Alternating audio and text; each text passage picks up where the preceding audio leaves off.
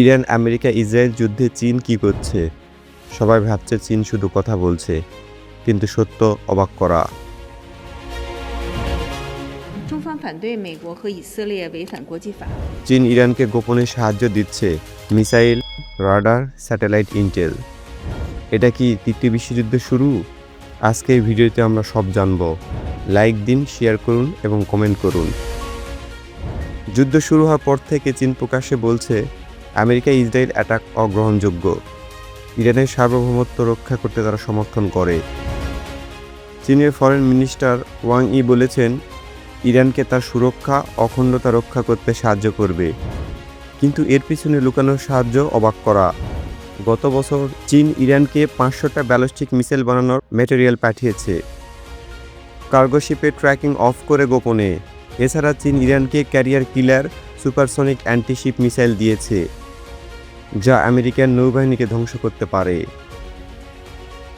এখন যুদ্ধের মাঝে চীনের সাহায্য আরও বাড়ছে।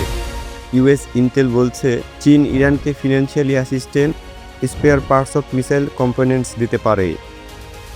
অবাক করা তথ্য, চীন ইরানকে অ্যান্টি স্টেলথ রাডার দিয়েছে, যা F-35 fighter jet RB-2 bomber ধরতে পারে। ইরানের পুরো মিলিটারি নেভিগেশন চীনের বেইডু স্যাটেলাইটের সিস্টেমে সুইচ করেছে। আর 500-এর বেশি চীনের স্যাটেলাইট ইরানকে ইউএস নেভাল মুভমেন্ট তথ্য দিচ্ছে।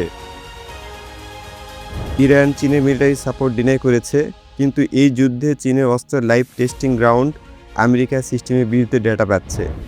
রাশিয়ার সাথে মিলে চীন ইরানকে তথ্য দিচ্ছে, যা ব্রিক্সের অংশ। চীন মিডিয়েশন অফার করছে, কিন্তু এর পিছনে তারা ইরানের তেল সাপ্লাই সুরক্ষিত করছে। এই সাহায্যের ফলে যুদ্ধ আরও লম্বা হতে পারে, তেলের দাম বাড়বে, অর্থনীতি ক্ষতিগ্রস্ত হবে।